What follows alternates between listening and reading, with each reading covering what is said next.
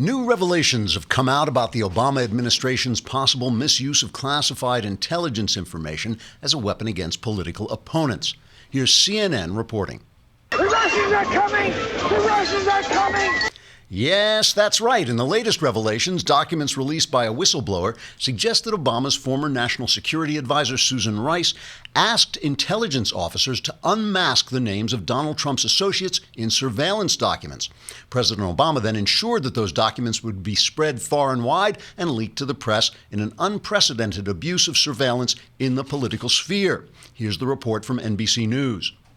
Pay no attention to that man behind the curtain. The great boss has spoken. Further evidence from surveillance video cameras shows that Vice President Joe Biden personally crept into Trump Tower dressed in a black cat burglar outfit, broke into Mr. Trump's offices, installed a bug in Mr. Trump's telephone, and then leapt from the window, attached to a wire, and dressed as a dominatrix, recreating a scene from Mr. and Mrs. Smith, which the Vice President said he'd always particularly enjoyed. ABC News reported on the revelations by pointing out that Donald Trump lied when he said in a tweet that his, quote, wires were tapped, since the phone that Mr. Biden tapped was, in fact, wireless. Democratic Congressman Adam Schiff called for a full investigation, saying, quote, if this administration can't be trusted to know whether their phones have wires or not, then clearly there are communist agents at the highest level of government, and I have their names right here in this envelope, which I will open when the moment is right, and the clock strikes 12, and the wolfbane blooms, and hell freezes over, unquote. New revelations continued to come in as selfie videos recovered from the cell phone of President Obama himself showed the former president dressing up as a waiter so he could deliver breakfast to Donald Trump's room. Then, when Mr. Trump was busy eating, then President Obama attempted to plant an 8x10 glossy photograph of Vladimir Putin, signed by the Russian president with the words, "To the Donald, who's your Vladdy?" Mr. Obama was in the process of slipping the photograph under Mr. Trump's pillow when he was discovered by a Trump security officer after a karate fight that left the room in a shambles. Then President Obama got the officer in a chokehold and broke his neck with a deadly ninja twist. President Obama then attempted to escape Trump Tower, engaging in a running gun battle with the police after a car chase through central Manhattan ended with Obama running his souped-up Trans Am off a Battery Park pier into New York Harbor. The then president was recovered from the water and taken by officers to One Police Plaza, where he was sweated by detectives until he broke down sobbing and confessed that it was actually he who had signed the Putin photo. Scott Pelley of CBS News ran this report on the story. Oh, I see nothing. I was not here. I did not even get up this morning. This story will continue to develop, but not on network news. Trigger warning, I'm Andrew Klavan, and this is The Andrew Klavan Show. I feel hunky-dunky, life is tickety-boo. Birds are winging, also singing hunky-dunky-doo. Ship-shaped, tipsy-topsy, the world is zippity-zing. It's a wonderful day, hurrah, hooray! It makes me want to sing. Oh, hurrah, hooray! Oh, hooray, hurrah!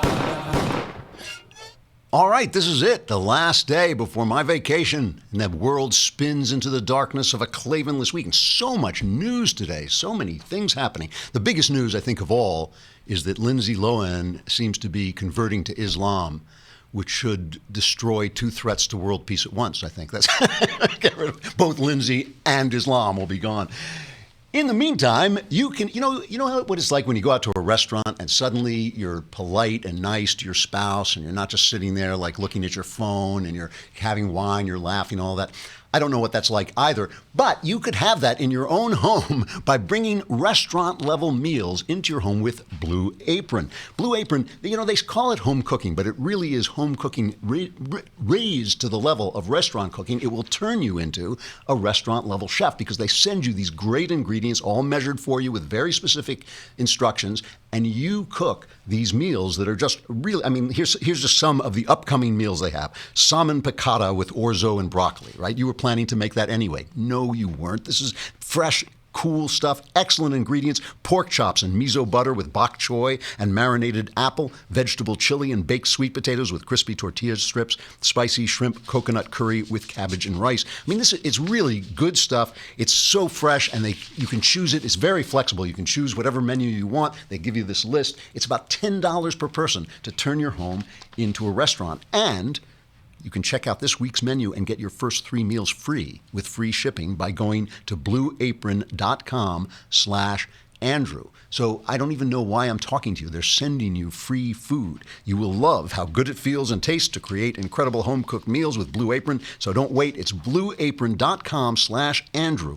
Blueapron.com/Andrew for 3 free meals. You can try it yourself. Find out what it's like to have restaurant-level cooking in your home. Blue Apron, it's a better way to cook. So as we're sitting here, the Senate Republicans have triggered the so-called nuclear option. In the Gorsuch hearings, the Democrats actually did filibuster Neil Gorsuch's nomination, and Mitch McConnell, who a lot of conservatives said wouldn't do it, right? He actually pulled the trigger. In fact, he actually set off a nuclear device. He took it literally. I don't know. He just destroyed the Democrat Party, reduced them to radioactive ash. Wishful thinking, but they did get rid of the filibuster. They've got, I think, 30 hours. Tomorrow, there should be a vote on Neil Gorsuch, and he should be confirmed. And, the press is going to run this. They're already, Bloomberg had a headline, the GOP forces the destruction of the filibuster. But we've talked about this before. It's worth mentioning again. This is totally, completely, utterly the Democrats' fault. They, for the first time during the presidency of George W. Bush. Remember, with all this Trump derangement syndrome, it's hard to remember that the left was deranged over George W. Bush. Remember, George W. Bush was Hitler.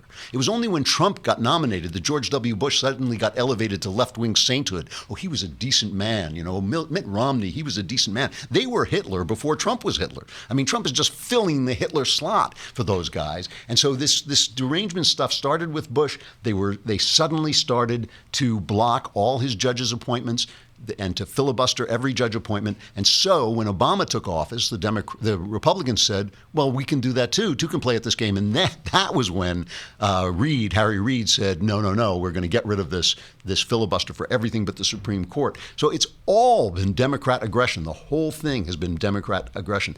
Very, very exciting times, really interesting time, a lot of news. There's this Devin Nunes has temporarily stepped down from the investigation into Russia on the House Intelligence Committee. He issued a statement. Here's the statement. He said, several left-wing activist groups have filed accusations against me with the Office of Congressional Ethics. The charges are entirely false and politically motivated and are being leveled just as the American people are beginning to learn the truth about the improper unmasking of the identities of U.S. citizens and other abuses of power. Despite the baselessness of the charges, I believe it is in the best interests of the House Intelligence Committee and the Congress for me to have Representative Mike Conaway, with assistance from Representatives Trey Gowdy and Tom Rooney, temporarily take charge of the committee's Russia investigation while the House Ethics Committee looks into this matter.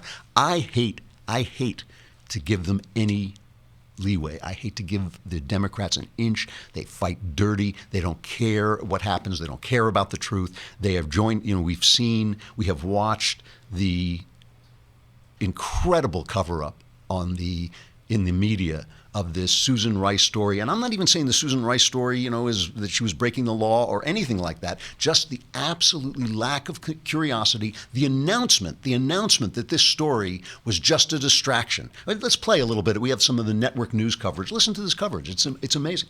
Let's try to unpack this whole unmasking controversy, if it is indeed a controversy. As Cecilia said in the piece, unmasking legal, proper routine for national security officials. If that information were leaked, that would be a problem. Yes. That's exactly right. But there's not evidence at this point. It also goes to the intent of any unmasking. What's happening here is obviously it's the politicization of national security, an attempt to deflect from the focus of much of the energetic point on Capitol Hill right now, which is the FBI investigation about possible Russian contact with the Trump transition and campaign.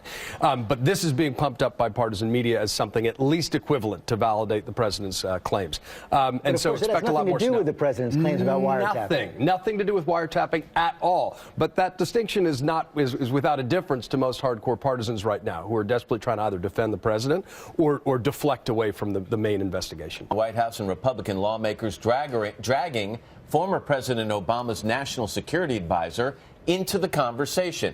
Now, she is firing back exclusively to NBC's Andrea Mitchell. Andrea, good morning to you. Good morning to you, Matt. Well, former Obama National Security Advisor Susan Rice is at the center of this new political firestorm, fanned by the Trump White House, denying to NBC that the Obama administration ever utilized intelligence for political purposes. It's the latest in a series of charges by the Trump administration that critics say are designed to distract from the Russia investigation. It's like critics say, some critics. There's guys out in the street, Mr. Critic, Fred Critic is out in the street. You know, they don't even cover it until it's to have Susan Rice deny it. There you have George Suckleuppagus, the guy, you know, the Clinton operative, telling you it's a distraction. It's just a distraction. You know, it would be fine if all the rumors about Trump collusion with Russia were reported in the same way as just an attempt. You know, if Snuffleupagus went on and said, you know, oh, well, this is just the Democrats' way of trying to delegitimize Donald Trump, and they have no evidence, there's no evidence. But suddenly, only when the scandal is on the left, suddenly is the question, where's the smoking gun? They don't ask that question when the scandal is on the right, you know, and it's absolutely obstruction. And now there's news, according to Fox News, there is news that legislators and investigators working with the House and Senate Intelligence Committee investigating allegations that the Obama administration spied on Trump associates, they claim that the intelligence agencies are also stonewalling efforts to discover who leaked names and protected information to the media. This is Hank Berrien, our own Hank Berrien, writing at the Daily Wire. Fox News reported multiple lawmakers and investigators for the panel told Fox News the CIA, FBI, and National Security Agency, all agencies in position to aid the probe, are not cooperating. You know who has this right? Rand Paul. Rand Paul, I'm not the biggest Rand Paul fan. I know some people are like passionately love him. I think he's too much of an isolationist for me. He's too much of a, you know, he's constantly so worried about our intelligence agencies that I worry that he would hamper them from getting intelligence. But a lot of his concerns are coming true, and you got to give him his due. When he's right, he's right. What he is saying. Let's. Do we have a cut from Paul? Yeah, number 8. Let's play this. I think it's a mistake to downgrade this and say, oh, it was just incidental. It's no big deal. It is a huge deal that we are collecting millions of Americans' phone calls and that someone can go to a keyboard and put your name in and search it without a warrant. This is an illegal warrantless search. This is the kind of stuff that is rife for abuse from either party. And Joe had it exactly right when he said, if Dick Cheney did this to the Obama administration, Bill and every other leftist in the country would be on the other side of this issue. It's not Senator, a partisan issue. It's not a partisan issue. And the way that Rand Paul sees it, and I think he's absolutely right, they keep going back to Donald Trump's tweet in early March where he said that Obama tapped my wires, I think was the word he used, and he put it in quotation marks. And they keep saying, well, he wasn't surveilled. You know, even if these names were caught up in legal surveillance, they weren't surveilling Trump. But what Paul's point is, they're surveilling everybody. They're now surveilling everybody. The scooping up of information is so vast and the wiretapping is so extensive that, of course, people are going to get caught up in this. And the minute they abuse that information, the minute you have people like Susan Rice, a political operative. Remember, Susan Rice was not, you know, she was the National Security Council. She was not like a spy. You know, she's basically an operative.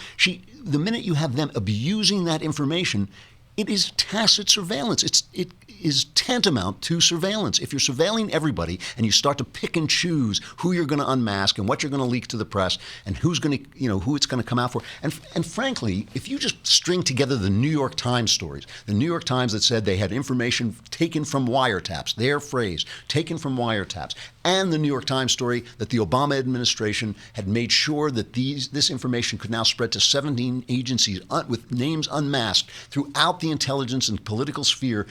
It was basically the way Obama works. It was basically guaranteeing that this information was going to get leaked to a willing press that turns a blind eye to Susan Rice, but it constantly sees a scandal everywhere that Trump is operating. You know, it's really what's really interesting about this is Trump is obviously a divisive character, and he has even divided the right. And we're all sort of sitting on tenterhooks waiting to see if he can get his legislative agenda going. Is he going to get some kind of repeal of Obamacare, or at least a rollback of Obamacare? Is he going to get his tax plans going and all this stuff? And it because he is such a character. He's such a character. You know, he's like so oversized and so unlike any president we've ever had before. It's really hard to know where everything is going. And there are 2 articles I'm going to read. But first I have to say, goodbye to Facebook and YouTube. And we're going to have, I forgot to mention, we're going to have Max McLean come on, an actor who has been doing C.S. Lewis. We're going to talk to him about changing the culture. You know, this is one of the questions I get asked most often. How do you change the culture? Producer, actor Max McLean has been trying to do that and doing quite well at it, too. So come on over to thedailywire.com, hear the rest of the show, and subscribe so you'll still be here when I get back from vacation.